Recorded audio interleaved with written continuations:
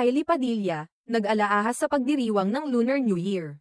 Ipinagdiwang ng aktres na si Kylie Padilla ang Lunar New Year sa isang makulay at simbolikong paraan, na may kaugnayan sa ahas, isang hayop na ayon sa kanya ay madalas na hindi nauunawaan ng mga tao.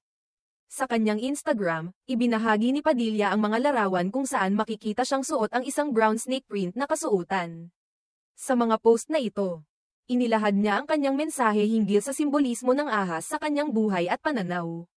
Be not afraid of the snakes, for they claim not that they are honest.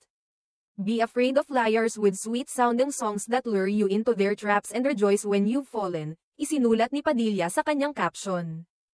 Ang pahayag na ito ay nagsisilbing paalala na ang tunay na panganib ay hindi mula sa mga hayop tulad ng ahas, kundi mula sa mga tao na may malilihim na layunin at mapanlinlang na mga salita na humihikayat sa atin patungo sa mga bitag.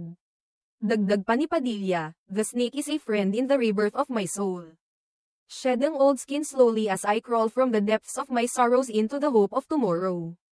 Ipinakita niya na para sa kanya, ang ahas ay isang simbolo ng muling pagkabuhay at paglaya mula sa mga nakaraan at kalungkutan. Sa pamamagitan ng pagpapalit ng balat, na isang natural na proseso para sa ahas. Ito ay nagsisilbing paalala na mayroong mga pagkakataon ng pagbabago at pag-asa para sa mas maganda at mas maliwanag na bukas.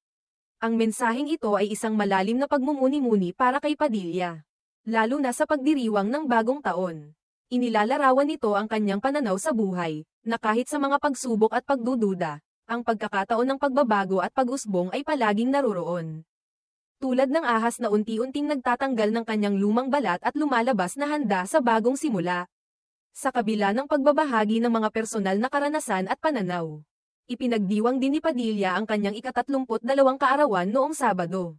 Ang kanyang pagsalubong sa bagong taon ay hindi lamang isang oras ng selebrasyon, kundi isang pagkakataon din upang magbigay ng inspirasyon sa iba sa pamamagitan ng kanyang mga pahayag at simbolismo. Sa ganitong paraan, ipinakita ni Kylie Padilla na ang bawat taon ay isang bagong oportunidad para sa personal na pag-unlad at pagbabalik loob, at tulad ng ahas, maaari ring magsimula ng bagong buhay at pananaw. Malaya mula sa mga pasanin ng nakaraan.